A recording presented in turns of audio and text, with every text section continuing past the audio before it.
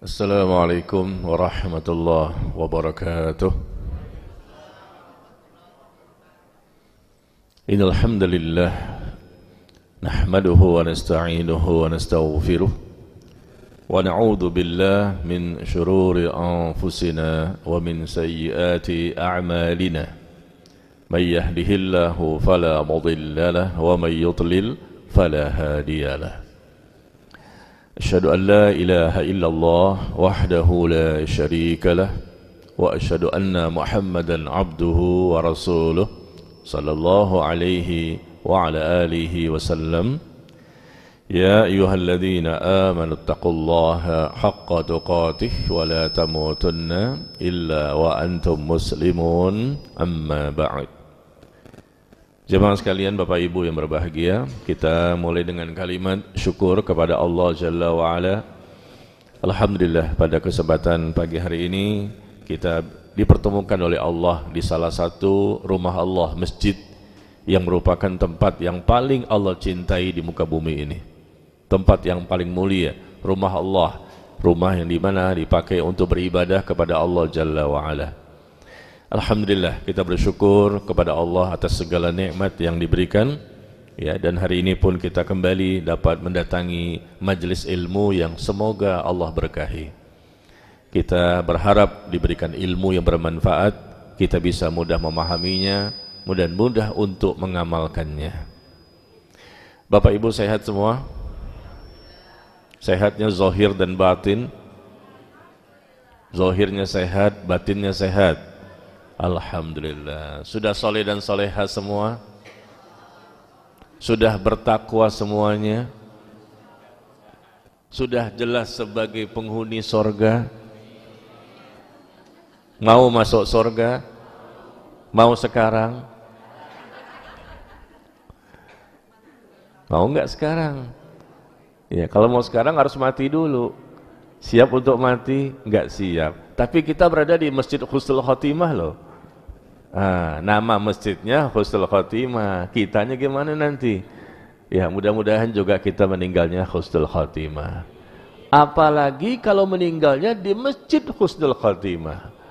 Mau meninggal sekarang?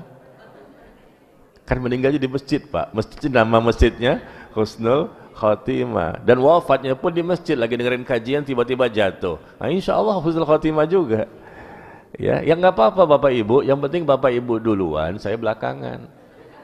Atau saya belakangan, Bapak Ibu duluan. Pilih salah satu.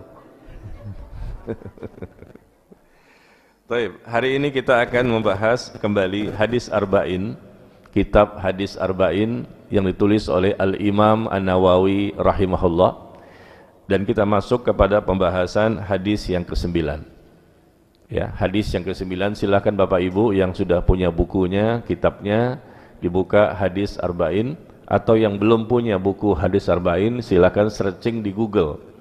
Yang punya handphone, searching di Google, tulis hadis Arba'in ke-9, enter. Ya, supaya kita bisa membaca teks hadisnya. Yang tidak punya buku, tidak punya juga searching di Google, maka silakan buka hafalannya. Masya Allah, hafalan hadisnya. Sudah siap? Ya, kita baca hadis dari sahabat Abu Hurairah radhiyallahu anhu. Beliau bernama Abdurrahman bin Sakhr. Nama sahabat Abu Hurairah ini sering kita dengar, sering kita baca. Nama aslinya sebetulnya adalah Abdurrahman bin Sakhr. Ya. Dan beliau ini sahabat Rasul yang paling banyak meriwayatkan hadis. Di antara semua sahabat, beliaulah Abu Hurairah ini yang paling banyak ribuan hadis yang beliau sampaikan. Yang beliau hafal, beliau sampaikan lagi. Subhanallah. Sahabat Rasul banyak, tetapi tidak semuanya yang berusaha untuk menghafal dan meriwayatkan kembali. Ya. Mereka selalu bersama Rasul, tapi mereka tidak semuanya yang menghafal begitu banyak sebanyak Abu Hurairah dan kemudian meriwayatkan kembali. Dan memang Abu Hurairah ini juga didoakan oleh Rasul sallallahu alaihi wasallam, ya.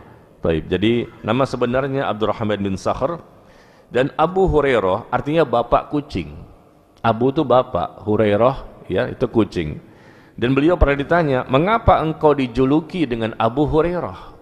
Kan Abdurrahman bin Sakhr namanya. Kenapa disebut dengan Abu Hurairah? Maka beliau mengatakan bahwa aku dahulu mengembala kambing milik keluargaku. Ya. Dan waktu itu aku memiliki kucing kecil yang kuletakkan di sebuah pohon pada malam hari. Jadi dia punya kucing. Dia letakkan di pohon pada malam hari, di siang hari dia mengembala kambing. Siang harinya pun aku bermain bersamanya. Maka mereka pun menjuluki dengan sebutan Abu Hurairah, bapaknya kucing kecil. Ini sejarahnya ya, nama sahabat yang sebetulnya Abdurrahman bin Sakhr. Tapi orang tidak tahu, tidak kenal. Yang orang tahu adalah Abu Hurairah. Hadis dikeluarkan oleh Al-Imam Al-Bukhari, Al-Imam Muslim, dan lain-lain. Diriwayatkan oleh sahabat Abu Hurairah, pada namanya Abdurrahman bin Sakhr. Karena beliau sering bermain-main dengan kucing kecil, sehingga disebut dengan bapaknya kucing kecil. Seakan-akan dia orang tuanya, padahal kan nggak mungkin ya, orang tua manusia, anaknya hewan. Nah, beliau inilah yang meriwayatkan hadis yang ingin kita bahas pada pagi hari ini, hadis yang dikeluarkan oleh Al-Imam Al-Bukhari dan Imam Muslim, di mana Nabi SAW bersabda, "Ma nahaitukum anhu fajtanibuhu wa ma amartukum bihi faf'alu minhu mastata'tum." Ya, kata Rasulullah SAW, segala macam perkara yang aku larang maka jauhi. Segala macam perkara yang aku larang maka jauhi. Dan apa saja yang aku perintahkan maka kerjakanlah sesuai dengan kemampuan kalian. Yang dilarang, apapun yang haram, jauhi semuanya. Adapun yang aku perintahkan maka lakukan sesuai kemampuan kalian. Kalimatnya berbeda ya. Kalau masalah larangan-larangan udah mutlak, tidak boleh, jauhi semua. Tapi begitu ada perintah, maka segala perintah ini lakukan sesuai dengan kemampuan kalian. Ya, kemudian fa inna ma ahlakal ladzina min qablikum, karena sesungguhnya yang membinasakan umat-umat sebelum kalian adalah mereka yang banyak bertanya tanpa faedah dan sikap menyelisihi para nabi yang mereka lakukan. Nah, demikian, hadisnya sangat pendek tapi banyak sekali penjelasannya. Kita lihat penjelasan yang pertama tentang kalimat segala yang aku larang maka jauhi, dan apa saja yang aku perintahkan maka kerjakan. Sekarang saya mau tanya Bapak Ibu, perintah Rasul dan larangan Rasul itu ada di mana? Perintah Rasul dan larangan Rasul ada di mana? Di hadis, bukan dalam Al-Quran. Al-Quran itu perintah Allah, larangan Allah. Itu firman Allah ya. Adapun larangan Rasul, perintah Rasul adanya di hadis. Dan Allah sebutkan itu di surah Al-Hujurat. Silakan dilihat surah Al-Hujurat, surah Al-Hasyr ya. Surah Al-Hasyr surah ke-59 ayat ke-7. Surah Al-Hasyr surah ke-59 ayat yang ke-7. Wa ma atakumur rasul fakhuduhu wa ma nahakum anhu fantahu. Ya, Al-Hasyr surah ke-59 ayat ke-7. Apapun yang datang dari Rasul maka ambil, kata Allah nih ya dalam Al-Quran. Ini firman Allah. Apapun yang datang dari Rasul, perintah-perintahnya maka ambil, kerjakan. Dan apapun yang Rasul larang kamu untuk mengerjakannya maka tinggalkan. Jadi sama ini dengan hadis yang kita akan bahas. Allah mengatakan apapun yang Rasul perintah yang datang dari Rasul maka kerjakan, dan apapun yang beliau larang maka tinggalkan. Langsung ini perintah Allah untuk mengikuti Rasul, karena Rasul itu utusan Allah dan sudah direkomendasikan sebagai orang yang layak untuk dijadikan contoh, qudwah hasanah dan teladan yang terbaik. Ya. Kemudian perkataan segala yang aku larang maka jauhi, dan apa saja yang aku perintahkan maka kerjakan sesuai dengan kemampuan kalian. Kenapa disebutkan dengan sesuai dengan kemampuan kalian? Untuk yang haram mutlak tidak boleh dikerjakan. Begitu masalah yang perintah-perintah ya, maka sesuaikan dengan kemampuan kalian. Karena perintah-perintah ini tentunya disesuaikan dengan kemampuan kita. Contoh, pertama, orang yang diwajibkan untuk sholat, dia wajib untuk sholat dengan cara berdiri. Wajib sholat dengan berdiri. Kalau dia sengaja duduk tanpa uzur maka sholatnya tidak sah. Nah, kemudian ternyata dia ada uzur, sakit barangkali. mungkin sakit atau yang lainnya, intinya ada uzur ya, uzur yang betul-betul syar'i. Maka sholatnya tidak mesti berdiri, boleh duduk. Tidak bisa duduk, bisa berbaring. Berbaring pun tidak bisa bergerak, bisa memberikan dengan isyarat. Tidak isyarat tidak juga bisa, maka disolatkan. Berarti dia meninggal dunia. Ya, berdiri nggak bisa, duduk nggak bisa, berbaring, kemudian dia tidak bergerak, paling tidak dengan isyarat, karena dia berakal sehat. Bukan orang yang gila atau pikun. Ya, selama dia berakal maka tetap wajib dengan cara-cara yang bisa dia lakukan. Itulah maksudnya. Apapun yang aku perintahkan maka kerjakan sesuai kemampuan kalian. Kalau memang kalian nggak bisa berdiri ya duduk, nggak bisa duduk ya berbaring dan seterusnya. Nah begitu juga ketika puasa misalnya. Apapun yang diperintahkan, puasa Ramadan jelaskan, apalagi puasa sunnah, ibu-ibu kayaknya di sini udah biasa ya puasa sunnah, puasa Nabi Daud ya Bu ya. Saum Daud ya Bu ya. Masya Allah. Sehari puasa, sehari enggak Pak. Kalau kita levelnya masih Senin Kemis Pak. Ya oh, ibu-ibu saum Daud ini kayaknya nih. Betul Bu? Betul? Mau bilang betul, takut teriak. Mau bilang enggak, ya memang kagak. Maaf ya Bu ya, kita bercanda sedikit ya. Kenapa? Ibu-ibu ini ngantuk Pak. Mereka capek tahajud tadi malam ini kayaknya. Ya, jadi seperti itu ya. Ketika puasa pun bagi orang yang berakal sehat, orang yang tidak berakal tidak wajib untuk berpuasa, bahkan tidak wajib untuk sholat. Karena ibadah sholat dan puasa itu wajib orang yang berakal. Bagi orang yang tidak berakal tidak wajib, bahkan tidak bisa dia sholat. Seperti orang gila atau orang yang pikun total. Dan mereka tidak tercatat dosanya. Maka kalau pengen tidak punya dosa, dengan meninggalkan sholat dan puasa, jadilah kita kan nggak mau seperti orang gila atau orang yang pikun total ya. Nah orang puasa demikian. Bagi orang yang hamil, wanita hamil, kan nggak bisa. Kerjakan kata Rasulullah sesuai kemampuan kalian. Dia hamil nggak bisa puasa. Betul-betul dia tidak bisa hamil sama sekali karena kondisinya itu kondisi yang berat. Maka mereka boleh untuk tidak berpuasa, tapi wajib membayar fidyah. Orang tua yang sudah sepuh tua nggak bisa berpuasa, boleh. Padahal itu perintah loh, tapi kan perintahnya sesuai kemampuan kalian.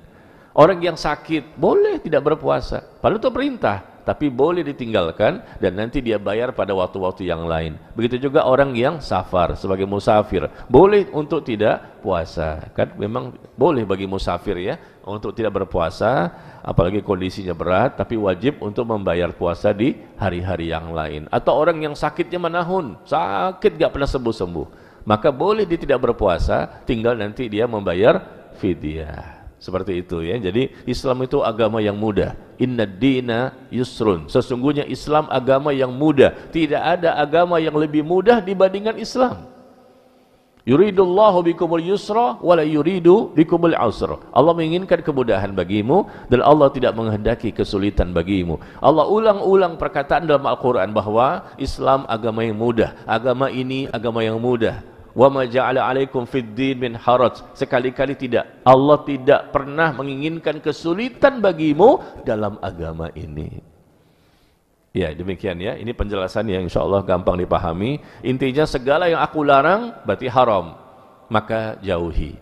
Atau mungkin bukan haram, tapi hanya makruh. Maka yang makruh pun kita jauhi. Makruh itu kan enggak haram, tapi kalau kita tinggalkan maka kita berpahala. Kalau kita tinggalkan maka Allah dan Rasul pun semakin mencintai kita. Dan juga tinggalkan perkara yang syubhat. Tinggalkan perkara yang syubhat, yang ragu-ragu. Kita masih tersamarkan, ini boleh apa enggak ya? Halal apa haram ya? Nah gitu. Kita masih ragu-ragu karena kita belum ada ilmunya. Tinggalkan. Tinggalkan kata Rasulullah segala sesuatu yang aku larang, yang diharamkan. Kalau meninggalkan perkara yang haram, insya Allah kebanyakan kaum muslimin paham ya, dan mereka perlu meninggalkan. Tapi level kita, levelnya tidak boleh hanya itu saja. Karena kita ini sudah ngaji, sudah taklim, dan sudah lama menjadi muslim. Yang kita tinggalkan bukan lagi perkara yang haram saja, tapi naik peringkat, tinggalkan juga perkara yang makruh. Tinggalkan juga, naik lagi ketiga, tinggalkan masalah yang syubhat yang kita masih tersamarkan, belum tahu benar tidaknya. Naik lagi peringkat, tinggalkan juga perkara yang mubah boleh, tapi berlebihan sifatnya. Takut jatuh kepada dosa. Itu level tertinggi ya. Ya, sekali lagi saya ulangi. Kata Rasulullah, "Manahitukum anhu fajtanibuhu." Segala perkara yang aku larang, apapun yang aku larang, tinggalkan. Terkadang larangan Rasul itu bernilai haram, terkadang larangan Rasul bernilai makruh.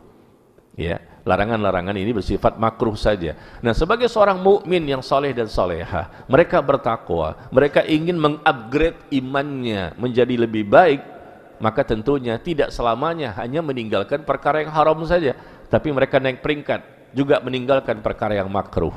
Karena kadang-kadang larangan-larangan itu bersifat makruh. Ya, makruh sekali lagi, ditinggalkan itu maka kita berpahala, meskipun dikerjakan tidak berdosa. Tapi bagi orang yang semakin tinggi iman dan ilmunya, ketakwaannya, kedekatannya kepada Allah, tidak lagi meninggalkan perkara yang haram. Yang makruh pun dia tinggalkan. Kemudian yang ketiga apa? Naik peringkat, meninggalkan perkara yang syubhat. Ini hak apa batil? Ini sahih atau tidak sahih? Ya. Ini boleh atau tidak? Ini halal apa haram? Bagi kita yang belum punya ilmunya, pending dulu, tanyakan kepada ahli ilmu. Fas'alu ahla dzikri in kuntum la ta'lamun. Tanyakan kepada orang yang mengetahui jika kamu tidak mengetahui. Ya, jadi kita jangan sembarangan ini. Masalah dunia saja kita jaga-jaga, jangan sampai kita salah dalam masalah dunia, apalagi masalah agama. Kalau tidak tahu, tanya dulu, cari informasi dulu. Nah, itu syubhat ini tinggalkan. Itu juga salah satu yang Rasul perintah untuk meninggalkan perkara yang syubhat, karena takutnya jatuh kepada perkara yang haram. Nah, yang tertinggi bagi orang yang bertakwa ini meninggalkan perkara yang mubah, boleh tapi tidak berlebihan. Iya. Mubah boleh, makan boleh kan, minum boleh. Perkara mubah ini enggak haram, boleh-boleh saja. Tapi dia meninggalkan kalau sifatnya berlebihan. Coba aja Bapak Ibu makan sampai 3 piring, 4 piring, bahkan sampai piring-piringnya. Ini kan berlebihan namanya. Akhirnya apa yang terjadi? Sakit kolesterol, kenalah penyakit gula, kena kanker jantung segala macam kan. Nah, ini contoh dari sisi makanan. Begitulah kurang lebih hal-hal yang sifatnya boleh tapi dia takut untuk berlebihan, takut menjadi dosa, bahkan timbul penyakit pada tubuhnya. Nah, sekarang saya mau tanya Bapak Ibu, jujur ya ikhwan dan akhwat, level jamaah di sini nih, kalau meninggalkannya yang haram atau naik peringkat makruh, naik peringkat syubhat, naik peringkat mubah tapi berlebihan. Levelnya di mana di sini? Pertama, kedua, ketiga atau keempat? Hah? Kan mau nanya saya. Level di sini gimana? Sepertinya meninggalkan yang posisi keempat ya. Oh, Masya Allah. Berarti bertakwa semua dong. Level pertama kan level muslim biasa, mungkin mereka nggak ngaji, cuman yang haram-haram saja. Tapi bagi yang sudah ngaji kayak kita gini nggak boleh selamanya begitu, harus lebih baik lagi, di upgrade, ya nggak? Ternyata jamaah di sini sepertinya level keempat tadi ya. Berarti level keempat sudah bertakwa dong. Kalau begitu kita akhiri pertemuan kita. Kenapa? Karena saya berhadapan sama orang-orang yang sudah bertakwa, ustadznya belum bertakwa. Gimana kita akhiri? Subhanallah, level keempat Pak, Masya Allah nih, ustadznya masih level pertama nih. Ya, mudah-mudahan kita bisa istiqomah ya. Jadi meninggalkan apapun yang aku larang maka jauhi. Ya, larangan Rasul bersifat haram, larangan Rasul bersifat makruh, atau yang sifatnya syubhat, Rasul pun menyuruh kita untuk menjauhinya. Jangan coba-coba kita pede banget, kayaknya ini nih, kayaknya boleh nih, kayaknya halal nih. Kita nggak punya ilmu, hanya main perasaan, baper. Nah, ternyata salah, akhirnya dosa kan. Nah, jauhi yang syubhat dan jauhi juga mubah yang sifatnya berlebihan. Dan apa saja yang aku perintahkan, maka kerjakan sesuai dengan kemampuan kalian ya. Kemampuan kita ini terbatas, ada yang sehat, ada yang sakit, ada yang kaya, ada yang miskin, dan seterusnya. Sesuaikan dengan kemampuan. Intinya, jangan meninggalkan perkara-perkara yang wajib. Adapun perkara yang sunnah, mari sama-sama kita berlomba-lomba untuk mengerjakannya. Nah, ketika Rasul memulai perkataannya, segala yang aku larang jauhi, dan apa saja yang aku perintahkan, maka kerjakan semampu kalian. Ternyata Rasul ingin memberikan pelajaran. Apa sih maksudnya? Yang aku perintah kerjakan semua sesuai kemampuan kalian. Yang aku larang, maka total tinggalkan semua. Maksudnya apa? Karena, nah ini kuncinya, karena sesungguhnya umat-umat sebelum kalian itu mereka binasa. Umat-umat sebelum kalian itu dengan nabinya masing-masing. Berapa bu jumlah nabi bu? Berapa jumlah nabi pak? Yang Allah utus di muka bumi? Bukan 25. 25 itu jumlah yang Allah sebutkan dalam Al-Quran. Tapi sebetulnya disebutkan di hadis banyak. 124.000 nabi, 315 rasul. Ya, kita dari kecil nggak diajarkan seperti ini. Mungkin lupa pengajar-pengajar kita. Dalam hadis yang dikeluarkan oleh Imam Ahmad, Ibnu Hibban dan Al-Hakim, hadis dari sahabat Abu Umamah Al-Bahili radhiyallahu taala anhu, Rasul menyebutkan jumlah ya nabi itu 124.000 nabi dan 315 rasul. Adapun yang dikisahkan kepada kita cuma 25 nabi yang dikisahkan dalam Al-Quran, Nabi Adam sampai Nabi Muhammad sallallahu alaihi wasallam. Tetapi ada kisah-kisah nabi yang lain, rasul-rasul yang lain yang tidak dikisahkan. Coba lihat surah 40 ayat ke-78. Surah ke-40 Al-Mu'min ayat ke-78. Di situ Allah menyebutkan bahwa ada di antara rasul-rasul yang kami kisahkan kepadamu, ada juga rasul-rasul yang kami tidak kisahkan kepadamu. Nah ya, yang dikisahkan berapa? Nabi 25 dalam Al-Quran. Ada juga rasul-rasul yang tidak kami kisahkan, tidak kami ceritakan kepadamu siapa namanya, di mana berdakwahnya, apa kitab sucinya. Karena Nabi mendapatkan kitab suci, Rasul juga mendapatkan kitab suci. Jumlah kitab suci itu banyak. Karena Rasul banyak, Nabi juga banyak. Ya, demikian. Tapi yang kita tahu cuma 4, yaitu apa? Zabur, Taurat, Injil dan Al-Quran. Ya. Baik. Jadi sesungguhnya umat-umat sebelum kalian itu binasa. Kenapa sih mereka binasa? Bukankah mereka memiliki nabi dan rasul di zaman mereka? Ternyata ada perbuatan mereka yang menyebabkan mereka binasa. Yaitu pertama, mereka suka bertanya. Bertanya tanpa faedah tentu maksudnya. Bukan nggak boleh bertanya total ya. Kita boleh bertanya dan kita sedang menuntut ilmu atau menanyakan sesuatu yang tidak kita ketahui untuk menghilangkan kebodohan pada diri kita. Dan bertanya itu merupakan salah satu cara menuntut ilmu. Kita mendengar, kita mencatat, kita memahami, kita melihat, lalu kita bertanya, kita lakukan berbagai macam cara agar ilmu kita semakin banyak. Maksud di sini adalah mereka banyak bertanya tanpa manfaat, tanpa faedah. Dan kemudian yang kedua, yang menjadikan umat-umat sebelum kalian itu binasa, kenapa? Karena mereka memiliki sikap suka menyelisihi para nabi mereka. Suka menyelisihi, berbeda dengan apa yang nabi mereka perintahkan. Nabi-nabi mereka memerintahkan satu, dia ngambil yang lain. Nabi mereka memerintahkan yang A, mereka mengambil yang B. Tidak sesuai dengan apa yang para nabinya perintahkan. Tidak sesuai dengan syariat di zaman tersebut. Inilah dua sebab terjadinya umat-umat terdahulu menjadi binasa. Kata Rasulullah demikian ya. Nah, kemudian kita lihat penjelasannya di sini tentang yang pertama, banyak bertanya. Sebab pertama, banyak bertanya menyebabkan kebinasaan. Banyak bertanya terbagi dua. Ada banyak bertanya yang terpuji, ada banyak bertanya yang tercela. Ya, terbagi dua ya. Banyak bertanya yang terpuji dan banyak bertanya yang tercela. Tentunya yang dimaksud Rasul di sini banyak bertanya yang tercela. Ya, yang berdosa, tidak sesuai syariat. Kita mulai dulu dengan banyak bertanya yang terpuji. Yaitu pertanyaan yang baik. Pertanyaan berkaitan dengan ilmu agama yang kita tanyakan kepada ahlinya.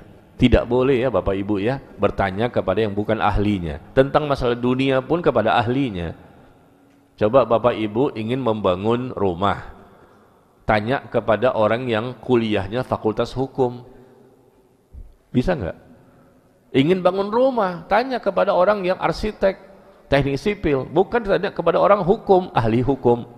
Hukum perdata, pidana, ya nggak pas. Ya, masalah dunia saja kita tidak boleh sembarangan. Begitu juga tentang masalah agama. Tanyakan kepada ahlinya, karena tidak semua muslim itu ahli dalam masalah agama. Maksudnya mendalam ilmunya, betul-betul dia belajar selama puluhan tahun bahkan. Ya, memahami Quran dan hadis dengan pemahaman yang benar, mengikuti Rasulullah SAW dan para sahabatnya. Itulah orang yang diikuti sebagai contoh kita dalam memahami agama, karena mereka pun merujuk, mengambil agama itu sebagaimana contoh, teladan, praktek, amalia, tuntunan, dalil, keterangan dari Rasulullah SAW dan para sahabatnya. Karena Rasulullah itu contoh terbaik kita. Allah yang mengatakan, laqad kana lakum fi rasulillahi uswatun hasanah. Sungguh telah ada pada diri Rasul itu contoh terbaik bagi kalian, bagi orang yang yarjuna rahmatullah, bagi orang yang mengharapkan rahmat Allah, keselamatan di hari akhirat, dan banyak berzikir kepada Allah. Ya.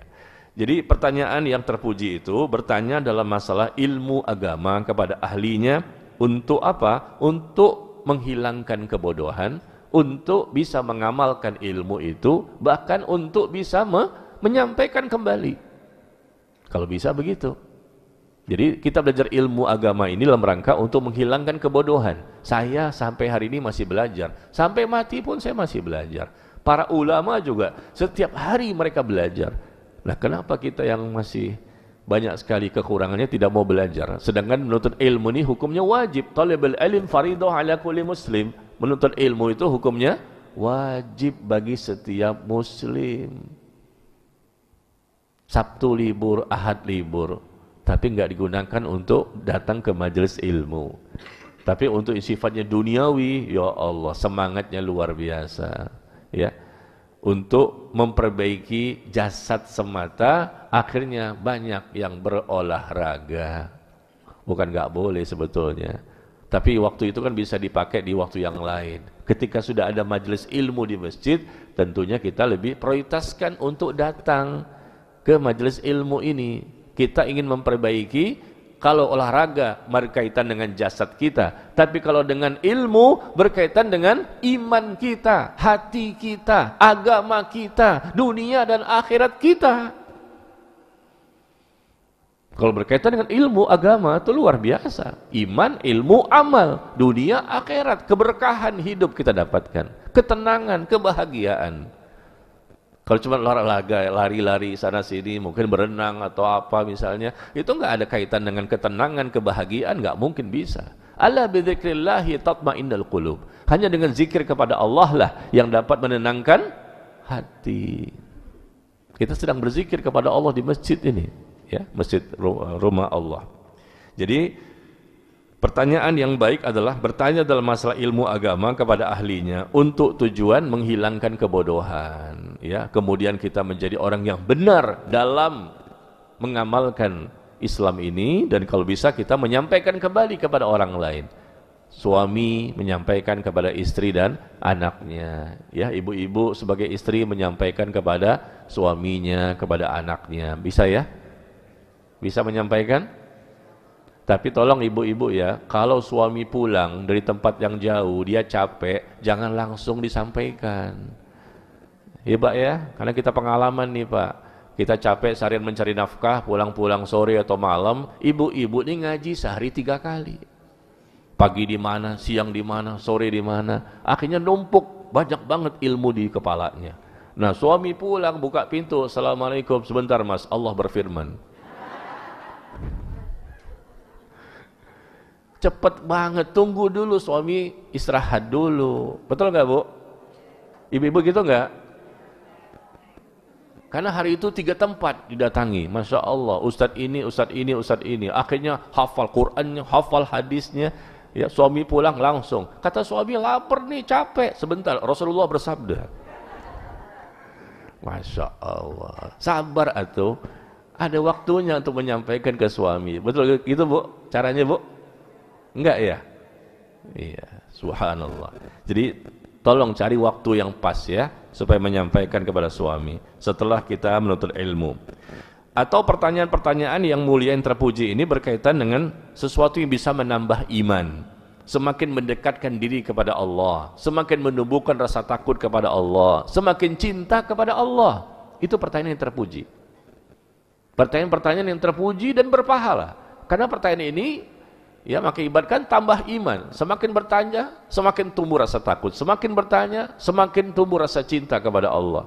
Semakin bertanya, semakin yakin kepada Allah. Semakin bertanya, semakin mendekatkan diri kepada Allah. Nah, itu pertanyaan terpuji ya, karena ada manfaatnya di balik pertanyaan tersebut. Dan para sahabat Nabi pun sallallahu alaihi wasallam, mereka bertanya seperti model-model seperti ini. Pertanyaan yang disampaikan oleh para sahabat Rasul kepada Rasul itu berkaitan dengan iman, ya, berkaitan dengan apa? Cara mendekatkan diri kepada Allah.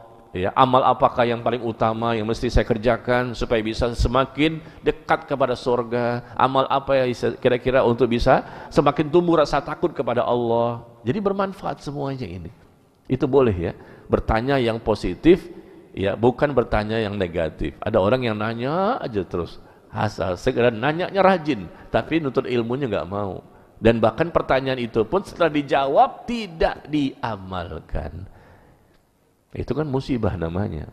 Nanya terus, mungkin dengan kertas, mungkin dengan lisannya. Dan orang-orang bahkan, mohon maaf ini, ada di tempat yang lain Bu ya, Bapak. Ya, orang-orang pun sampai hafal. Orang ini suka lagi tanya, dia lagi yang bertanya, dia lagi bertanya, dia lagi yang suka bertanya. Orang lain jarang bertanya. Ya nggak masalah.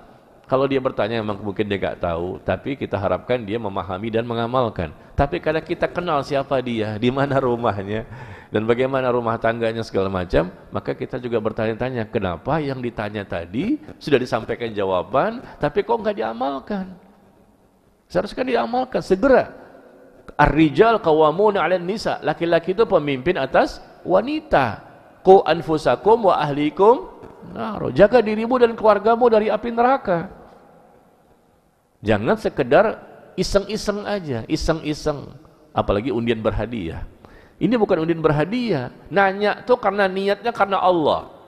Nanya itu karena Allah ingin menghilangkan kebodohan, supaya paham. Tujuannya karena Allah. Nanya itu bisa mengakibatkan ilmunya berkah.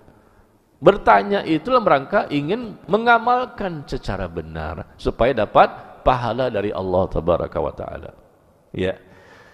Coba kita lihat bagaimana firman Allah di surah An-Nahl ayat ke-43. Surah ke-16 ayat ke-43. Allah menyebutkan fas'alu ahla dzikri in kuntum la ta'lamun. Tanyakan kepada orang yang mengetahui jika kamu tidak mengetahui. Permasalahan apa saja sebetulnya, dunia maupun masalah agama kita. Tanyakan kepada yang mengetahui, tapi di sini berkaitan dengan ilmu agama ya. Fas'alu ahla dzikri, bertanyalah kepada para ulama, kepada orang yang berilmu jika kamu tidak mengetahuinya. Ya, jadi bertanya itu bagian dari menuntut ilmu. Kita membaca itu menuntut ilmu, kita bertanya menuntut ilmu. Ya, kita mendengar itu menuntut ilmu. Ya, kita berdoa juga dalam rangka supaya bisa mendapatkan ilmu yang lebih banyak dan berkah. Ya. Kemudian Allah juga mengisyaratkan dalam Al-Quran di surah Al-Isra surah 17 ayat ke-36. Surah 17 ayat ke-36 Allah menyebutkan wala takfu ma laysa laka bihi alim innas sam'a wal basara wal fuada kullu ulaika kana anhu mas'ula. Kata Allah di surah Al-Isra surah 17 ayat ke-36, dan janganlah kamu mengikuti apa yang kamu tidak memiliki ilmu tentangnya. Tuh, Allah melarang kita ini, jangan ikuti sesuatu yang kamu nggak tahu. Bertanyalah. Sesungguhnya pendengaran, penglihatan dan hati semuanya akan diminta pertanggungjawaban.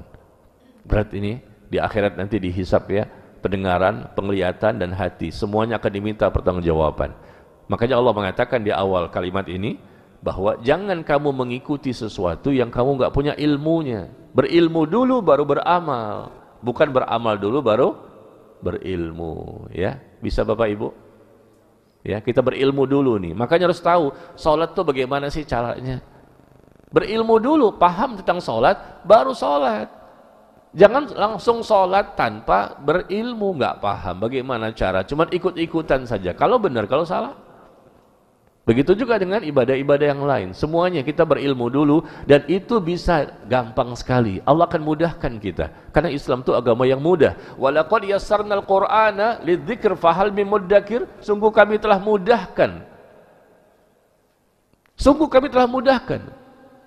Walaqad yassarnal Qur'an. Sungguh kami telah mudahkan Al-Qur'an itu sebagai pelajaran. Adakah yang mau mengambilnya sebagai peringatan? Sungguh kami telah mudahkan Al-Quran sebagai peringatan. Adakah yang mau mengambilnya sebagai pelajaran? 4 kali Allah menyebutkan kalimat ini. Ayo, kami telah mudahkan Al-Quran, kami telah mudahkan Islam. Ya, adakah yang mau mengambilnya sebagai pelajaran?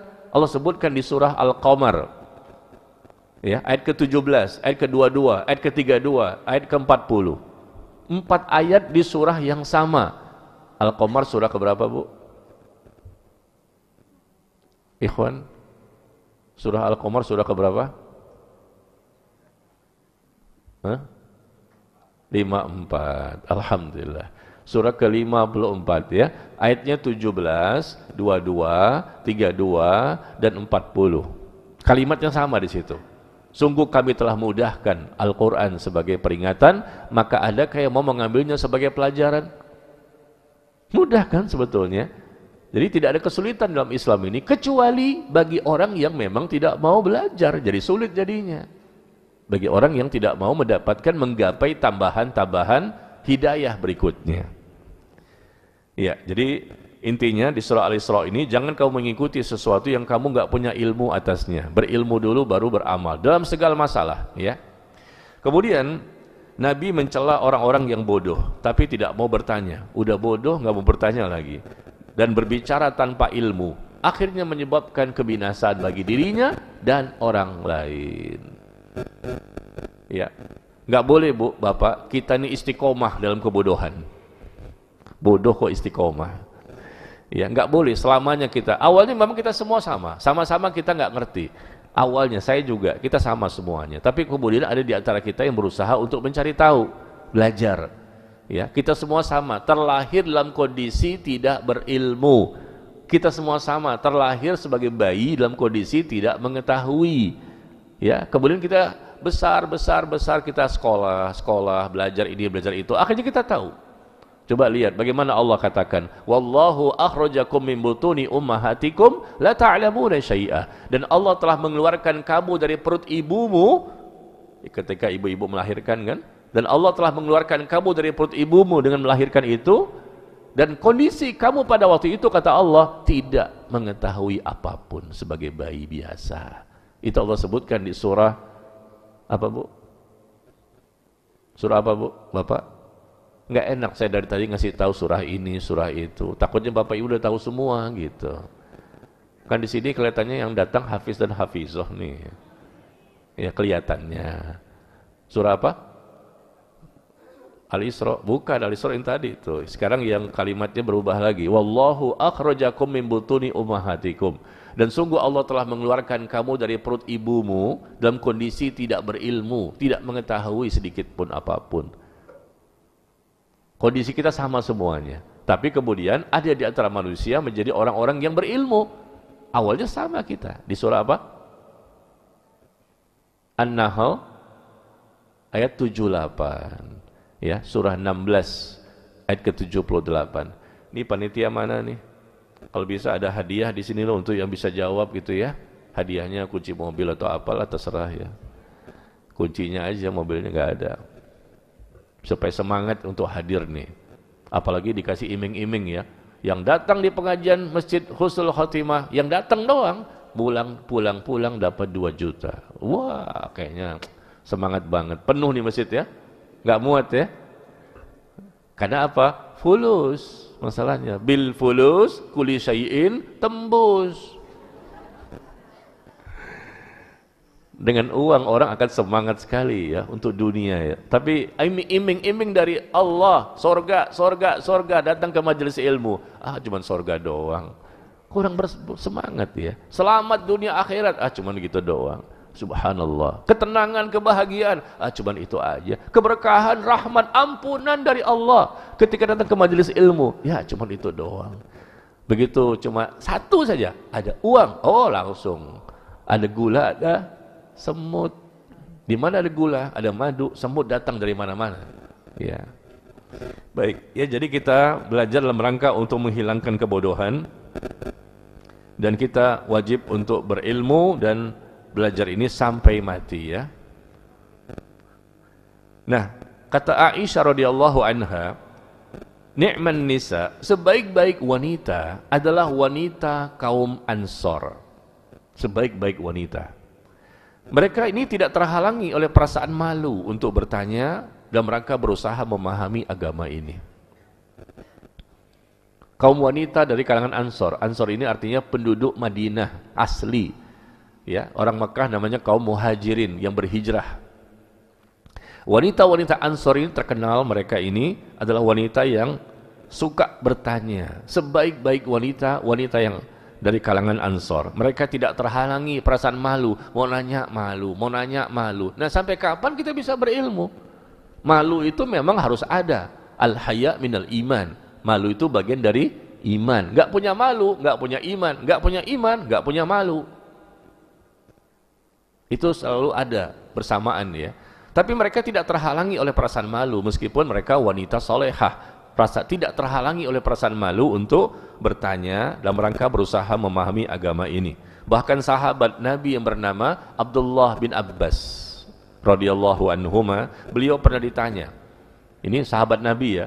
Beliau ini samudra ilmu luar biasa, ahli dalam masalah tafsir, cara memahami ayat Al-Quran. Beliau yang paling paham di antara seluruh para sahabat Nabi. Menjadi rujukan untuk bertanya tentang tafsir Al-Quran kepada sahabat yang bernama Abdullah bin Abbas ya. Beliau ditanya, dengan cara bagaimanakah engkau bisa mendapatkan ilmu sampai sebanyak ini? Bagaimana caranya? Kok bisa melebihi para sahabat yang lain? Maka beliau mengatakan, dengan lisan yang banyak bertanya dan dari hati yang banyak berfikir. Allahu Akbar. Dengan lisan yang banyak bertanya. Beliau suka mendatangi sahabat-sahabat yang senior untuk bertanya ini, dan hatinya berfikir, berusaha memahami. Akhirnya dia menjadi yang terdepan, teratas, menjadi rujukan para sahabat dan kaum muslimin sampai hari ini, sampai hari kiamat dalam memahami Al-Quran. Nah itu kenapa? Karena kuncinya, kata beliau, dengan lisan yang banyak bertanya dan bertanya tentang berbagai hal yang tidak beliau ketahui, dan dengan hati yang banyak berfikir. Dan beliau pernah mengatakan demikian, Bapak Ibu, aku pernah bertanya satu permasalahan, satu saja, kata beliau, aku pernah tanyakan kepada 30 sahabat Nabi. Satu permasalahan, supaya betul-betul dia yakin, dia tanyakan lagi. Karena sahabat Abdullah bin Abbas ini sahabat junior, ya, junior masih kecil pada waktu itu, tapi dia semangat untuk menuntut ilmu kepada sahabat-sahabat yang senior seperti Umar, Abu Bakar, Utsman, Ali dan lain-lain.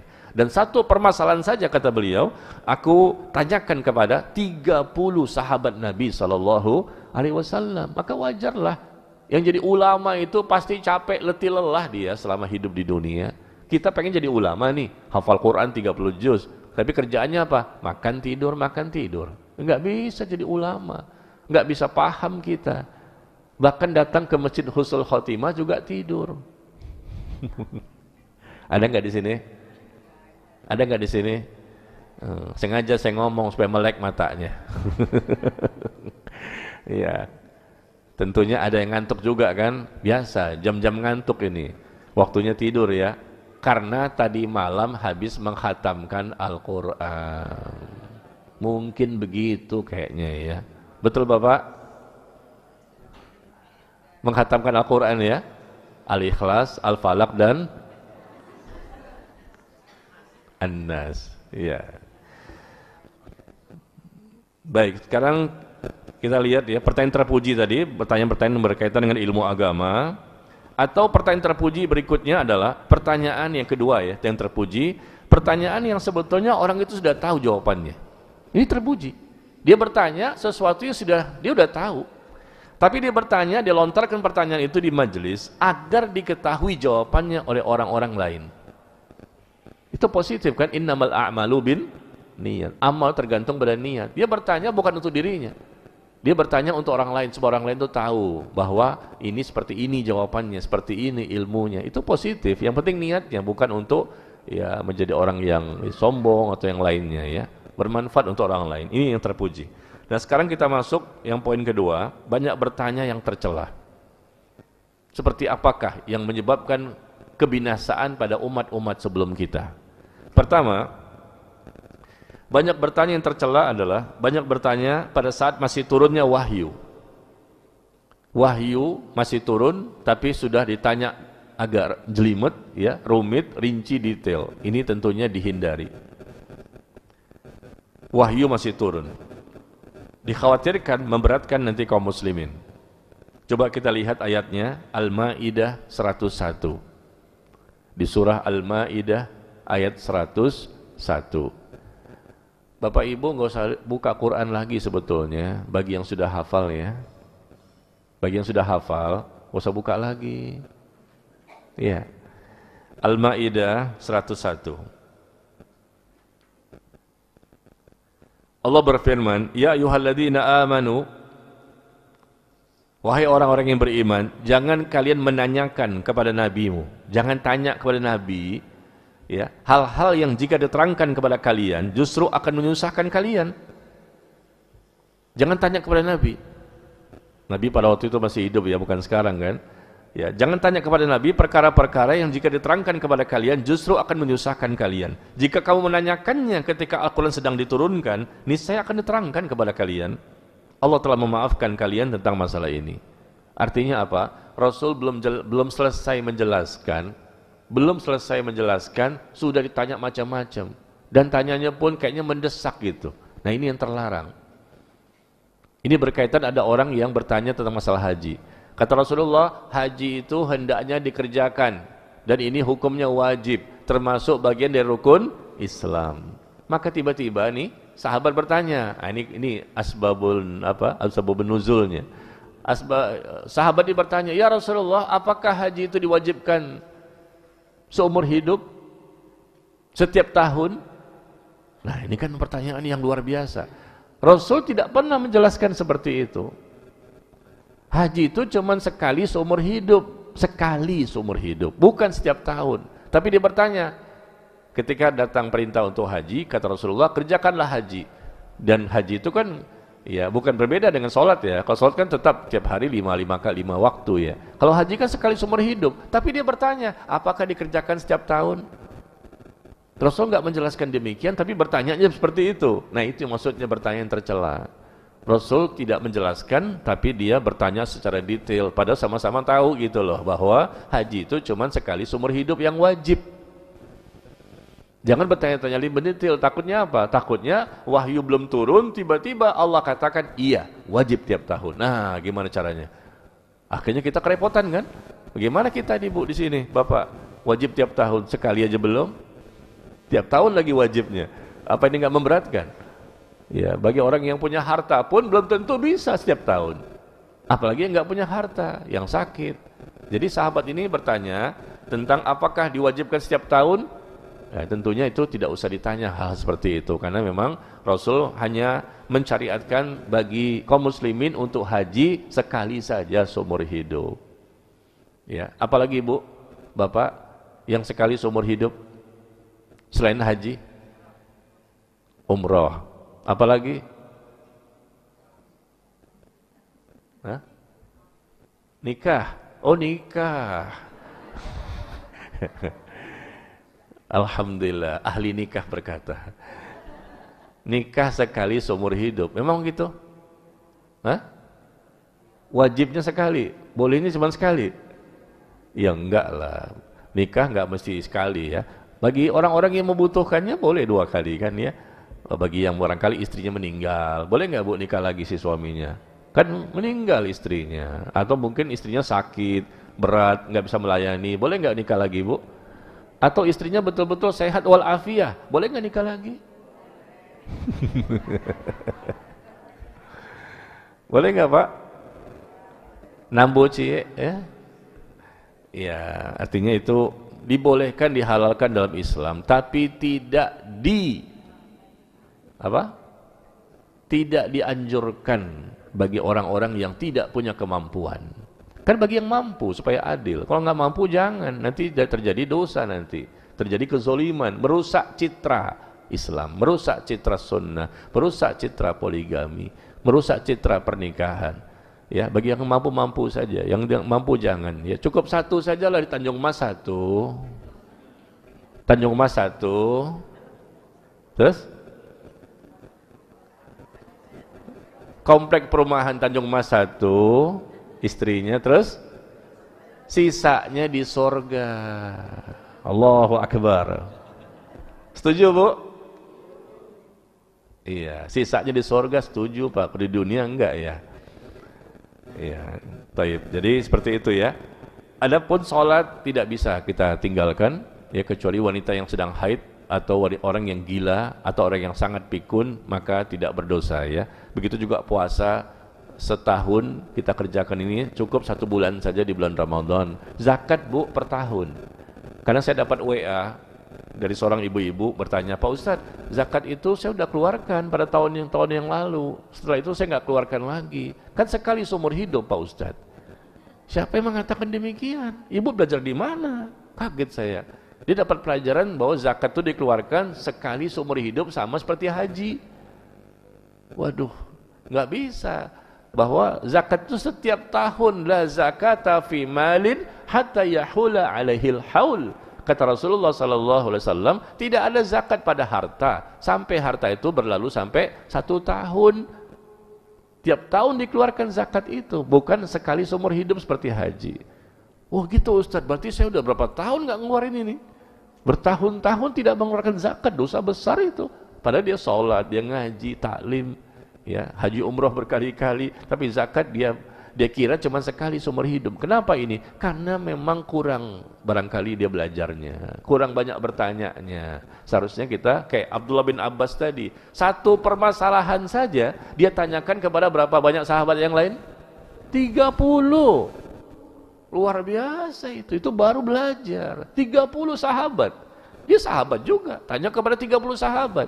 Nah kalau kita kan enggak, dengar dari satu ustadz, gini ustadz, udah sami'na wa ata'na. Kita dengar, oh ini pasti benar nih, ustadz ini kan seperti beda-beda tipis dengan Nabi lah. Siapa bilang, dia manusia biasa, pasti dia punya, pernah benar, bisa juga keliru, mungkin enggak sengaja, ya, atau mungkin sengaja mengajarkan kesesatan. Na'udzubillah ya. Jadi seperti itu, bertanyalah kepada beberapa orang supaya kita lebih yakin dengan perkara itu. Jadi pertama, banyak bertanya pada saat masih turunnya wahyu, sehingga dikhawatirkan memberatkan kaum muslimin. Coba seperti sholat tarawih kan. Sholat tarawih itu di zaman Rasul, Rasul pernah berjamaah bersama kaum muslimin berapa hari? Cuma 3 hari. Dan Rasul masih hidup, wahyu masih turun, dan Rasul meninggalkan berjamaah sholat tarawih, masing-masing saja sendiri-sendiri. Kenapa? Takut Allah jadi mengatakan wajib. Dikhawatirkan jadi wajib. Setiap malam bulan Ramadan wajib untuk sholat tarawih berjamaah di masjid. Rasul khawatir, maka Rasul tinggalkan, takutnya jadi wajib. Tapi begitu Rasul wafat, maka taulah kaum muslimin, karena nggak ada ayat Al-Quran, tidak ada juga perkataan Nabi yang menyatakan sholat tarawih itu wajib. Akhirnya diketahui. Tapi ketika wahyu ini masih turun, maka jangan memberatkan Rasulullah, karena khawatirnya ya jawaban-jawaban itu menjadi syariat, menjadi sesuatu yang wajib bagi umat. Nah yang kedua, bertanya yang tercela adalah bertanya tentang rahasia di balik takdir. Kenapa sih saya miskin? Kenapa sih saya begini? Kenapa sih saya begini? Kenapa saya sebagai laki-laki gak jadi wanita aja? Kenapa saya jadi warga Indonesia, gak menjadi warga Afrika? Ya, bertanya tentang rahasia di balik takdir, kita jangan bertanya seperti itu, karena kita tidak bisa memilih ya. Kita nggak bisa memilih. Terlahir sebagai wanita atau pria, kita nggak bisa memilih. Terlahir sebagai orang Indonesia ataupun yang lain, kita nggak bisa memilih.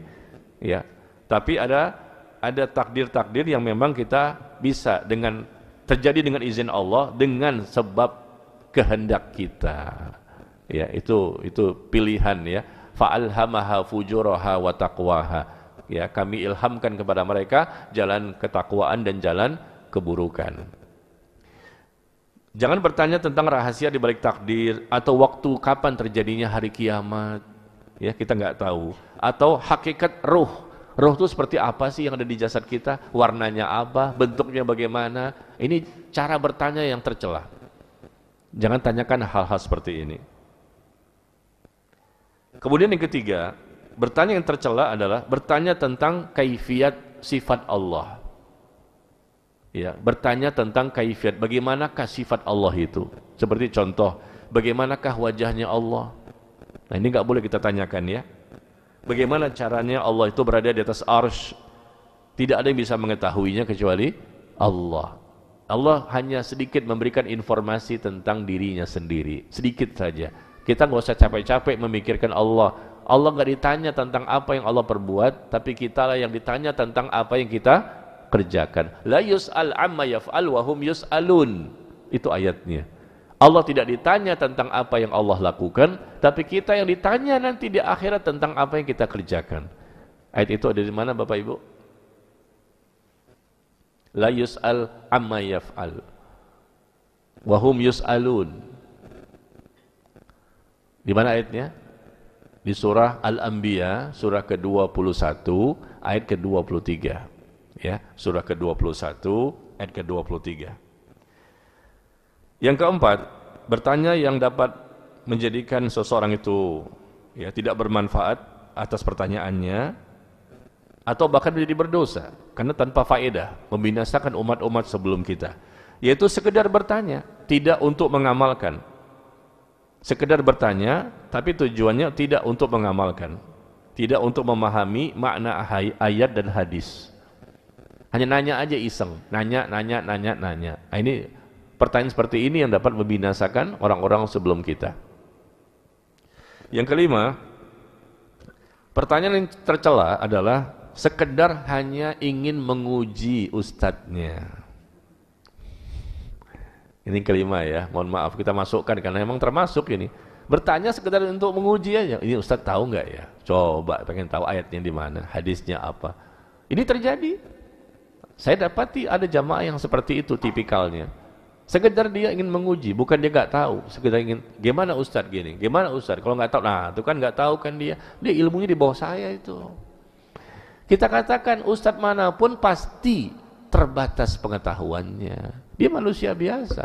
Ada yang dia tahu, ada yang tidak tahu. Kalau nggak tahu, cukup mengucapkan wallahu a'lam bis-shawab. Para ulama saja seperti itu jemaah sekalian. Imam Malik ditanya hampir 40 pertanyaan. Hampir 40 pertanyaan. Orang dari Afrika datang ke Madinah, jauh-jauh loh dari Afrika, tanya, utusan dari kaumnya datang ke Madinah, tanya kepada orang yang paling berilmu sedunia pada waktu itu, Imam Malik, gurunya Imam Asy-Syafi'i. Dia ulamanya, para ulama. Hampir 40 pertanyaan. Yang dijawab cuma 5. Yang selebihnya saya tidak tahu, la adri. Ini gimana? La adri. Ini gimana? La adri. Aku nggak tahu.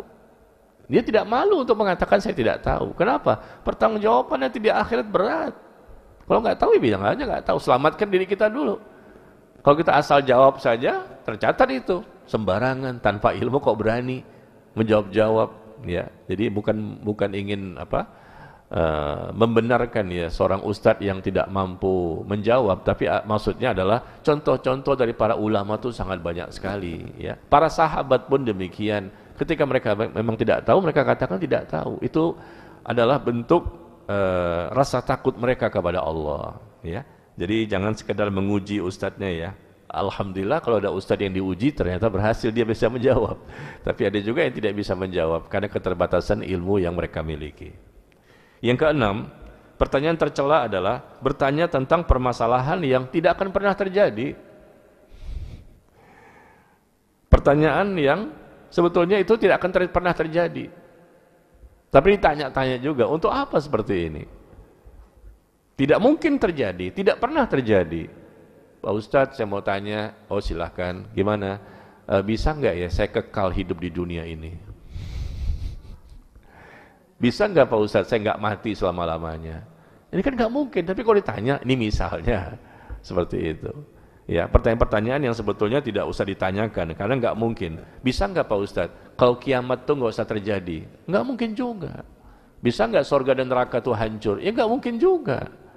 Hal-hal yang tidak mungkin, Tidak akan pernah terjadi, tapi ditanyakan. Ini pertanyaan yang sia-sia. Dan yang terakhir, yang ketujuh, pertanyaan yang tercela, yang dapat membinasakan orang-orang sebelum kita. Apa itu? Contohnya kata para ulama yang ketujuh, banyak bertanya kepada ahli ilmu atau kepada ustadz misalnya, ketika mereka sudah capek, letih dan lelah. Bukan nyindir nih. Ya.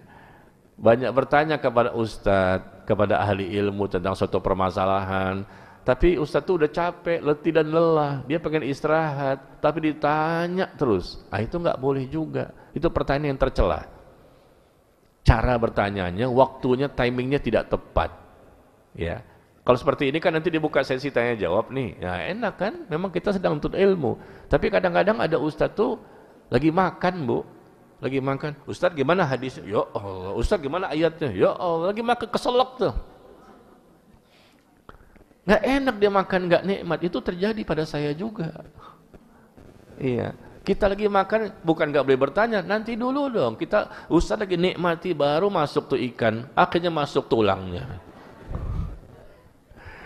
Ditanya itu nanti, ya. Ini adab bertanya.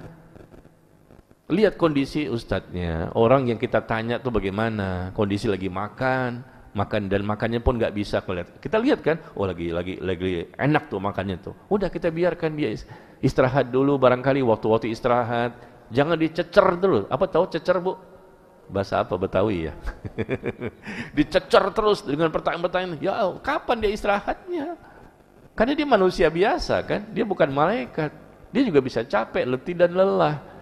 Nih kadang-kadang Bapak Ibu nih ada yang WA ke HP saya, Pak Ustadz gimana sih hukum ini gini, dan pada waktu itu saya lagi makan. Dia minta, kok Ustadz kok ngejawab sih? Antum tahu nggak Anda lagi ngapain? Anda lagi makan. Tapi yang nanya nih nggak sabaran. Dia pikir dia Ustadz tuh lagi di atas tempat tidur, AC nyala, lagi santai.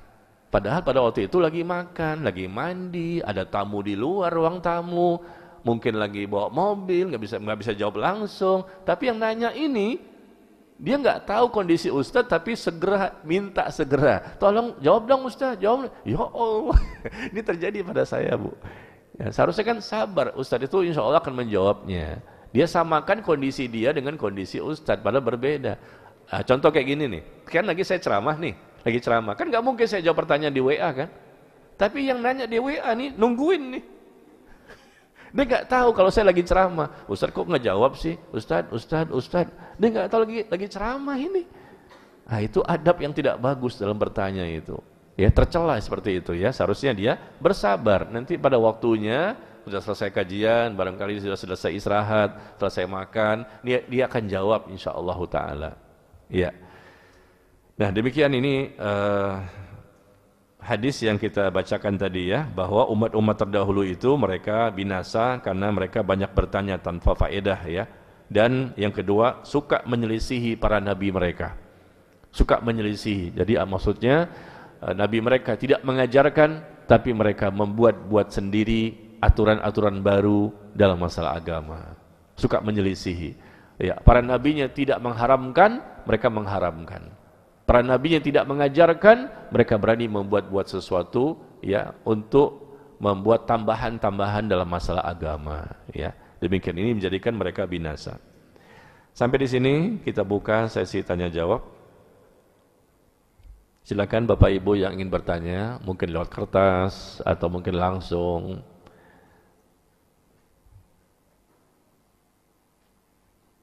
Atau Bapak Ibu ingin menambahkan penjelasan saya. Silakan tambahkan ayat dan hadisnya.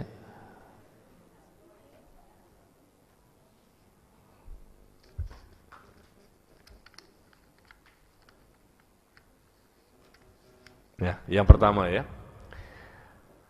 Izin bertanya Ustadz, suami saya lebih banyak menghabiskan waktunya di Kanada. Karena bekerja di sana, di Kanada. Dan memang warga negara sana. Oh, dia suami ini dari Kanada, maka tinggal di sana, dia warga negara sana ya. Saya baru mengetahui bahwa beliau selama di sana bertahun-tahun tidak pernah sholat Jumat. Dengan alasan perintah Jumatan itu hanya untuk yang mendengar azan langsung dengan telinganya, bukan hanya lewat azan di aplikasi. Sudah saya nasihati berbagai cara, tapi malah menyebut ayat.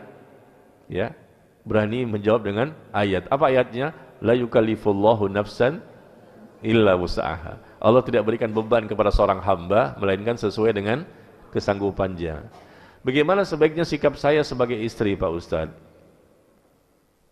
Ya, apakah dicoret semua ini. Ya, bagaimana sikap saya sebagai seorang istri? Ya, wajib bagi seorang istri untuk menasihati suaminya. Suaminya nggak sholat Jumat itu berdosa besar. Dia sebagai apa di sini? Bukan musafir kan? Dia warga sana, tinggal di sana, bekerja di sana. Statusnya bukan musafir lagi. Dia warga Indonesia. Atau mungkin dia memang warga sana, memang asli sana. Kalaupun musafir, dalam waktu yang lama dia sudah mukim. Sudah niat untuk mukim dalam waktu yang lama. Kalau musafir, apalagi kalau memang dia orang sana. Memang dia warga sana dan bukan statusnya musafir. Maka tetap wajib untuk sholat Jumat selama memang ada. Ibadah sholat Jumat itu ditegakkan selama ada, ya. Minimal sholat Jumat itu minimal 2 atau 3 orang bisa 2 3 orang, yang satu jadi khotib berkhutbah, yang satu mendengarkan, sudah sah. Tidak mesti 40 orang, ya. 40 orang itu kan hanya berita bahwa di zaman itu ada 40 orang, tapi Rasul nggak pernah mengatakan jumlahnya harus 40, nggak ada hadisnya. Jadi kata para ulama bisa 2 orang, bisa 3 orang. Artinya dia bisa bersama teman-teman dia. Dan tidak mesti patokannya terdengar suara azan. Di negeri kafir, ya, tentunya suara azan mungkin susah dicari. Tapi sholat 5 waktu tetap kan? Dan sholat Jumat juga tetap. Kalau patokannya azan nggak ada, makanya saya nggak sholat Jumat. Kalau begitu Anda juga nggak wajib dong sholat 5 waktu. Karena 5 waktu juga mungkin tidak terdengar azan, karena tempat-tempat tertentu di Eropa sana masjid nggak ada sama sekali. Dan kalaupun ada, corongnya itu, toanya nggak boleh dikeluarkan. Kan beda negeri kafir kan. Berarti betul-betul kaum muslimin nggak dengar sama sekali. Apakah boleh 5 waktu ditinggalkan? Kan tidak. Kita sama-sama tahu ada jam. Kita tahu jam berapa waktu zuhur. Ya, ini namanya mencari pembenaran, bukan mencari kebenaran. Ya, maka istri wajib untuk tetap menasihatinya, memperbaikinya, mendakwahinya dan mendoakannya. Ya, perbuatan ini dosa besar ini. Apalagi sudah bertahun-tahun enggak sholat Jumat. Ya, dia memiliki pemahaman yang keliru. Mungkin dia enggak bermaksud sengaja untuk meninggalkan perintah, mungkin. Karena dia memiliki pemahaman syubhat, memiliki pemahaman yang keliru. Dia mengatakan bahwa saya enggak dengar langsung dari telinga saya azan. Kalau begitu Anda boleh dong meninggalkan 5 waktu. Karena Anda pun juga tidak mendengarkan azan 5 waktu. Apa begitu logikanya? Kan enggak begitu logikanya. Ya, tetap kita wajib untuk sholat karena kita sudah tahu masuknya waktu sholat. Meskipun kita tidak mendengarkan suara azan. Dan Jumatan itu boleh dilakukan hanya 2 atau 3 orang saja. Ya, kecuali kalau kita musafir. Ada 5 orang Bapak Ibu yang tidak wajib sholat Jumat. 5 orang. Pertama, wanita. Wanita tidak wajib, nggak apa-apa dia nggak sholat Jumat. Yang kedua, anak kecil yang belum baligh. Ya. Yang ketiga, orang sakit. Yang keempat, budak. Yang kelima, musafir. Tuh, 5 ini yang tidak wajib. Anda termasuk nggak tinggal di Kanada ini? Wanita? Bukan. Dia suami kan? Anak kecil yang belum baligh? Bukan.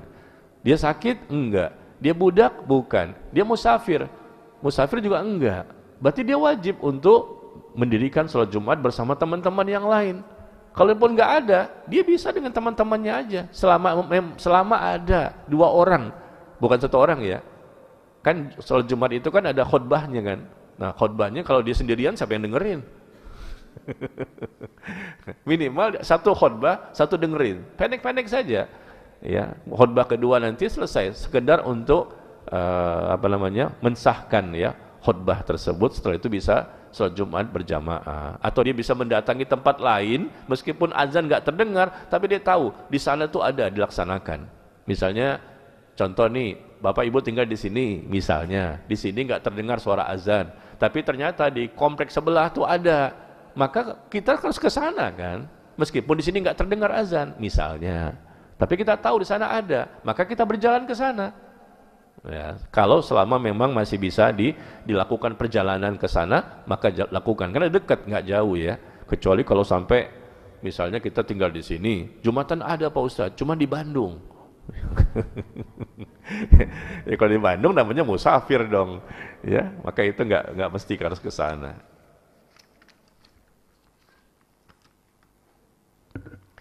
Kemudian afwan Ustadz, seorang istri yang suaminya meninggal, apakah selama masa iddahnya harus di rumah saja? Apakah boleh untuk ikut belajar tahsin dan kajian dan silaturahim? Ya. Masa iddah bagi wanita yang ditinggal mati suaminya berapa lama? 4 bulan 10 hari. 4 bulan 10 hari. Ya, masa iddah, masa berkabung, di mana wanita itu tidak boleh menikah sebelum selesai masa iddahnya. Ya, selama masa iddah. Laki-laki punya nggak masa iddah? Jadi kalau istri meninggal pagi boleh nggak nikah sore? Cuman nggak tahu diri kayaknya ya. Banyak yang protes, boleh-boleh aja, cuman banyak yang protes nanti. Nih, baru aja pagi istrinya meninggal ditanam, sore udah nikah lagi, tapi sah-sah saja sebetulnya kan. Dia butuh barangkali kebutuhan biologisnya atau perlu dilayani ya, supaya dia tidak sendirian di rumah. Jadi kalau wanita itu memang menunggu 4 bulan 10 hari. Apakah dia ingin menikah kembali atau tidak menikah kembali? Intinya tetap masa iddah ini 4 bulan 10 hari. Itu ada dalam Al-Quran ya. Dia menunggu, dan ini selama masa iddah, selain dia tidak boleh menikah ya sampai masa iddahnya selesai, tentunya dia tidak boleh memakai perhiasan-perhiasan yang bisa menimbulkan fitnah. Ya, biasa-biasa saja, pakaiannya biasa, perhiasan copot saja. Ini masa berkabung, masa sedih. Dan kemudian tidak dianjurkan untuk keluar rumah, hendaknya di rumah saja, kecuali kalau memang perkara-perkara yang memang tidak bisa dihindari, misalnya karena dia harus mencari nafkah ya, karena nggak ada makanan, nggak ada duit, terpaksa harus keluar, itu boleh ya, karena nggak ada keluarga yang menolong dia. Gimana, kan perlu masalah makanan ini, anak-anak juga perlu makanan juga, perlu ada biaya sekolah, terpaksa darurat, kata para ulama diperbolehkan demi kemaslahatan hidup. Terpaksa dia keluar untuk bekerja, yang awalnya sebetulnya dianjurkan di rumah bagi masa iddah ini ya. Berikutnya adalah boleh mereka keluar kalau seandainya mereka menunaikan kewajiban-kewajibannya sebagai seorang istri. Kewajiban ya, bukan hal yang sifatnya ibadah sunnah. Kewajiban seorang istri yang mau tidak mau dia harus keluar. Contohnya apa? Menuntut ilmu, boleh datang ke masjid meskipun dia masa iddah ya, karena menuntut ilmu itu wajib, dan menuntut ilmu itu bukan dengan Zoom, bukan dengan YouTube, itu hanya bonus tambahan. Yang namanya menuntut ilmu yang sifatnya hukumnya wajib, datang ke majelis ilmu seperti ini, duduk dengarkan sehingga kita lepas dari dosa ya. Jadi boleh kalau sekedar untuk mencari nafkah ya, karena nggak ada uang misalnya untuk bisa kehidupan sehari-hari, dan juga untuk melaksanakan kewajiban-kewajiban seperti belajar tahsin, kajian ya. Ya, adapun silaturahim sementara mungkin bisa dipending. Ya, itu kan bisa dengan cara-cara yang lain, silaturahim ya. Barangkali kita bisa telepon, bisa video call, kan bisa video call ya. Tapi kalau namanya tahsin dan taklim itu nggak bisa. Pasti berbeda. Kewajiban itu datang ke majelis ilmu seperti ini. Dia nggak bisa dengan Zoom. Zoom itu bonus. Hasilnya pun beda di hati kita. Hasilnya beda di iman kita. Hasilnya beda dengan semangat kita. Mendengarkan Zoom sebentar doang, habis itu masak lagi. Ya, ngobrol lagi. Beda, nggak fokus. Ibu ya, Pak Ustadz kok tahu sih? Ya, kayaknya sih begitu. Iya, mendengarkan Zoom awal-awalnya doang didengarkan innal hamdalillah nahmaduhu wa nasta'inuhu. Habis begitu mulai langsung tuh beraktivitas yang lain. Mungkin lagi rebahan lama-lama tidur. Lagi makan dengerin Zoom, nggak kedengeran tuh suaranya. Ustadz tuh berapi-api semangat ngomong sendirian, Masya Allah. Tahu nggak ibu kalau ngomong sendirian di kamar tuh? Di rumah saya ngomong sendirian bu. Masya Allah, di depan Zoom ini. Padahal yang dengerin lagi makan. Yang dengerin lagi ngobrol. Ya Allah, ngomong sama siapa ini? Kalau begini kan enak kan? Ada orangnya langsung. Kalau di rumah, Zoom, saya ngomong sendirian di kamar tuh. Kayak orang gila ya. Ada nggak orangnya nih?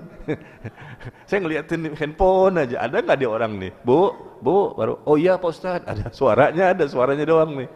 Mungkin hostnya doang yang jawab ini. Kita nggak tahu jamaah yang lain. Ya seperti itu ya. Jadi selama masa idah jangan berhias-hias ya yang berlebihan, yang bisa menimbulkan fitnah, dan jangan berpakaian yang berlebihan, dan jangan keluar. Ya kecuali kalau memang ada kebutuhan yang sangat mendesak. Ya terpaksa dia harus keluar untuk masalah nafkah sehari-hari, bekerja, atau dia menuntut ilmu yang merupakan kewajiban bagi setiap muslim. Demikian. Wallahu ta'ala a'lam bis-shawab.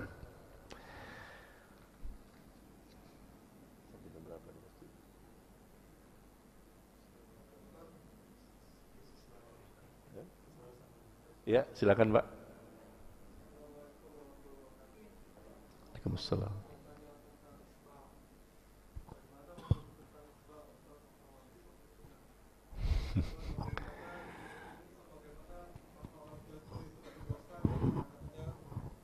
Dewasa itu isbal, celananya masih isbal gitu. Terima kasih Pak Ustaz. Iya, ini sensitif nih ya. Baru pindah masjid. Iya, sensitif ya masalah isbal. Isbal itu gimana? Dijawab apa enggak nih?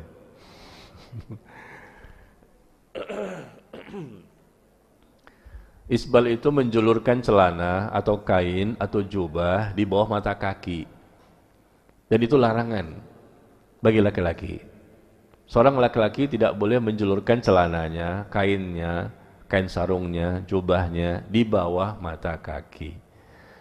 Bagi wanita tentunya harus tutup semua kan aurat ya. Yang boleh terbuka apa? Muka dan kedua telapak tangan. Tapi bagi laki-laki ya, maka tidak boleh hukum asalnya untuk menjulurkan celana itu atau kain sarung atau jubah ya, atau pakaiannya melebihi mata kaki. Dan ini adalah berdasarkan hadis dari Nabi SAW. Hadisnya banyak, perkataan Nabi, perkataan sahabat ya, lebih dari 20 yang pernah saya tulis, saya kumpulkan tentang masalah isbal ini. Bagi laki-laki tidak boleh pakaian mereka itu, celana mereka, kain sarung mereka, baju mereka, jubah mereka itu harus di atas mata kaki atau pas di mata kaki. Itu batas, nggak boleh lebih. Rasulullah mengatakan demikian. Ma asfalal minal ka'bain minal izar fa finnar. Hadis yang sahih Bukhari Muslim dan lain-lain. Ya, pakaian yang kata Rasulullah, pakaian yang melebihi dari mata kaki, maka itu adalah bagian dari api neraka. Pakaian yang dipakai oleh laki-laki ya, melebihi dari mata kaki, maka dia bagian dari api neraka. Dia diancam dengan siksa api neraka. Ya. Dan kaum muslimin dari para ustadznya atau para ulamanya, mereka pun tahu hadis-hadis seperti ini, karena Rasul juga tidak isbal. Rasul itu pakaiannya di atas mata kaki, para sahabat pun di atas mata kaki. Ketika Rasulullah mendatangi adalah sahabat memakai pakaian yang kain sarungnya menjulur di bawah mata kaki, maka Rasulullah langsung menegur, irfa izarok, angkat kain sarungmu, jangan isbal. Ya. Sahabat yang Rasul lihat ternyata terjulurkan celananya atau kain sarungnya di bawah mata kaki, langsung spontanitas, langsung Rasul menasihatinya. Begitu juga dengan Umar bin Al-Khattab radhiyallahu anhu. Ya, ketika beliau melihat ada seorang sahabat yang ternyata terjulurkan kain sarungnya atau celananya, pakaiannya di bawah mata kaki, maka beliau mengatakan, apakah kamu sedang haid? Apakah kamu sedang haid? Maka dia mengatakan, kenapa engkau mengatakan aku sedang haid? Aku laki-laki. Karena pakaianmu melebihi mata kaki. Yang melebihi mata kaki itu bagi wanita. Kamu kan laki-laki, kenapa kamu seperti ini? Bahkan ketika Umar ditusuk, lagi imam salat subuh ya, ketika beliau lagi imam salat subuh, ditusuk di belakangnya, akhirnya darah banyak keluar, akhirnya dibawa pulang ke rumahnya, kan beliau mati syahid pada waktu itu ya, beliau mati karena terbunuh. Tapi ketika beliau lagi di rumahnya dengan darah begitu banyak keluar dan sebentar lagi akan meninggal dunia, kondisinya sudah sekarat, tiba-tiba datanglah seorang pemuda untuk menjenguknya, untuk melihat kondisinya. Lalu Umar melihat, ternyata pakaiannya di bawah mata kaki. Umar sempat-sempatnya untuk mendakwahinya. Umar mengatakan, irfa' izarok, angkat kain sarungmu, angkat celanamu, angkat bajumu. Subhanallah, kondisi sudah sakit, ditusuk itu berkali-kali dengan pisau belati. Sebentar lagi meninggal dunia, tapi beliau masih amar ma'ruf nahi mungkar. Ya, jadi hadisnya sangat banyak. Bahkan Rasul mengatakan bahwa di hadis yang lain ya, Allah tidak akan melihat seseorang pada hari kiamat. Allah tidak akan berbicara dengan mereka. Allah tidak akan mensucikan mereka, dan bagi mereka azab yang pedih. Hadis yang dikeluarkan oleh Imam Muslim. Ya, sekali lagi, Allah tidak akan melihat mereka dengan pandangan kasih sayang nanti pada hari kiamat. Allah tidak akan berbicara dengan mereka dengan bicara yang lembut. Allah akan marah dan murka kepadanya. Allah tidak akan mensucikan mereka, dan bagi mereka azab yang pedih. 4 ancaman bagi siapa ini? 1 saja sudah cukup sebetulnya kan? Ini 4 ancaman. Kata Rasulullah, yang pertama al-musbil. Orang yang pakai pakaian bagi laki-laki di bawah mata kaki. Al-musbil yang pertama kali. Yang kedua, orang yang suka mengungkit-ungkit pemberiannya kepada orang lain. Suka ungkit-ungkit. Kalau bukan saya, dulu dia bukan manusia itu. Sekarang jadi manusia gara-gara saya. Ungkit-ungkit kebaikan kepada orang lain ya. Nauzubillah min dzalik. Dan yang ketiga, orang yang suka bersumpah palsu untuk melariskan barang dagangan. Demi Allah, dari pagi ini banyak yang nawar, saya nggak kasih, padahal nggak ada yang nawar tuh. Nah, yang pertama Rasul sebutkan al-musbil. Ya, jadi coba nanti Anda ikhwan dan akhwat lihat ya. Saya ada dalilnya, saya punya artikelnya, saya punya di handphone saya ini. Hampir kurang lebih 20 perkataan Rasulullah, begitu banyak hadisnya, baik dia sombong atau tidak sombong. Kadang-kadang Rasul menyebutkan dengan sifat sombong. Kalau dia menjulurkan celana di bawah mata kaki karena sombong, alasannya begini ancamannya. Tapi kalau dia menjulurkan celana di bawah mata kaki meskipun tidak sombong, ancamannya seperti ini. Jadi masing-masing ada ancaman. Yang tidak sombong saja diancam, bagaimana yang sombong? Semuanya ada. Dan Rasul terkadang menyebutkan kalau dia sombong, terkadang juga menyebutkan kalau dia tidak sombong. Dan sama-sama diancam dalam Sahih Bukhari, sama-sama dalam Sahih Bukhari. Ya, diancam. Yang sombong diancam dengan siksa kubur, yang tidak sombong diancam dengan siksa kubur bagi orang yang isbal, yang menjulurkan celana di bawah mata kaki bagi laki-laki. Sama-sama Sahih Bukhari diancam. Yang satu dengan kalimat sombong, satu dengan kalimat tidak sombong. Ya, tidak ada disebutkan sombong di situ. Begitu juga diancam dengan siksa neraka. Makanya kata para ulama ini termasuk dosa besar. Dosa besar ya. Maka dimasukkan oleh Al-Imam Az-Zahabi rahimahullah dalam kitabnya Al-Kabair. Contoh-contoh dosa-dosa besar. Salah satunya isbal. Ya, mohon maaf Bapak ya. Bagi Bapak barangkali ada yang belum tahu mungkin. Saya juga dulu nggak tahu, sama saya. Nggak tahu ketika masih kecil itu, SD, SMP, nggak tahu juga. SMA juga nggak tahu. Nggak ada yang menyampaikan pada waktu itu kepada kita. Kita baru belajar-belajar yang lain. Tapi setelah kita dewasa, kita kuliah pada waktu itu baru tahu, oh ini ya. Ya level saya, ya mohon maaf lah levelnya kan ketika kuliah baru tahu Bu. Kalau ibu-ibu kan levelnya dari kecil udah paham kayaknya. Ya, dari kecil kayaknya udah paham Quran dan Sunnah, Masya Allah. Betul Bu? Betul nggak Bu? Ya seperti itu ya. Kalau kita sebutkan satu persatu hadisnya sangat banyak ya. Kalau Bapak ingin lebih jelas, nanti saya bisa share artikelnya. Hadisnya begitu banyak. Yang sombong hadisnya ini, nah yang tidak sombong hadisnya ini. Sama-sama ada larangan. Tidak boleh menjulurkan. Kenapa? Karena Rasulullah pun seperti itu pakaiannya. Para sahabat pun seperti itu pakaiannya. Ketika Rasul menegur para sahabat yang pakaiannya terjulur melebihi mata kaki, Rasul nggak tanya kepada mereka, kamu saat ini sedang sombong atau tidak? Nggak nanya tentang sombong atau tidak. Begitu Rasul ketemu, angkatkan sarungmu. Ketemu, angkat pakaianmu. Rasul nggak tanya. Padahal sahabat ini insya Allah mereka bukan ada sifat kesombongan di hatinya. Nggak ada. Ya, sifatnya seperti itu ya. Memang ada ustadz lain, memang ada ulama lain mengatakan tidak mengapa selama tidak sombong. Ada pendapat ya, selama tidak sombong nggak masalah melebihi mata kaki. Tapi kita katakan nggak bisa seperti itu, pendapat yang lemah dan keliru. Kenapa? Karena Rasul dalam hadis menyebutkan terkadang dengan kalimat jika dia sombong, Tapi juga ada kalimat lain tidak disertai dengan kalimat sombong. Berarti mau sombong nggak sombong tetap terlarang. Ya, begitu juga ketika Rasul menyuruh sahabat untuk mengangkat kain sarungnya. Rasul pun nggak bertanya, kamu sedang sombong apa enggak hari ini?